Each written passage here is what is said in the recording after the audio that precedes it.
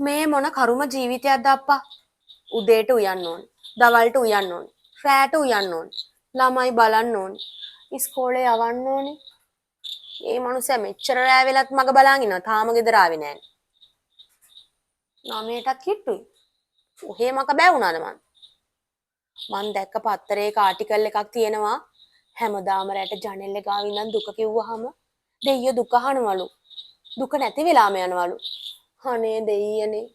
මගේ දුකත් අහලා මගේ දුක නැති වෙලාම යන්න ඕනේ.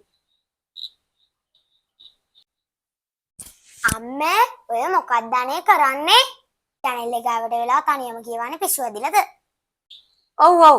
උඹලේ අප්පච්චිට වගේ මටත් දැන් පිස්සු. ගිහින් වැඩ කරගන්න ළමයෝ. ඔය channel එක වහලා මෙන්න මෙහෙට එන්න මේ. ඇයි මොකද? මට නිදහසේ මෙතන දුක කියන්නවත් දෙන්නේ නැද්ද? ඇයි අහන්නේ? බත් බෙදලා තියනවා ගිහින් කනවා. අර අල්ලපු ගෙදර මිනිස්සුන්ටත් අල්ලපු ගෙදර මිනිස්සු උන්ට හේ කියලා මම මගේ දුක කියන්නේ නැති ඉන්න ඕනේ. යනවා ගිහින් වැඩ බලා ගන්නවා.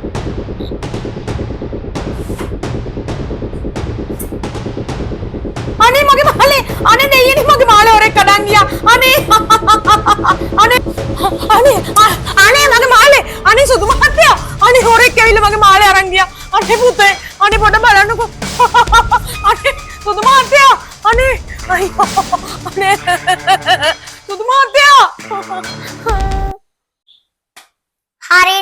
හරිනේ ඔය දුක කිව්වේ ඒක තමයි මං කියන්නේ දුක ගෙදරටත් හොරු පැනලා කියලා බෙල්ල ජනෙල්ලෙන් එළියට දාගෙන ඉන්නකොට මම දැනගත්තා දැන් හරිනේ මාළෙත් නෑ දැන් දුකත් නෑ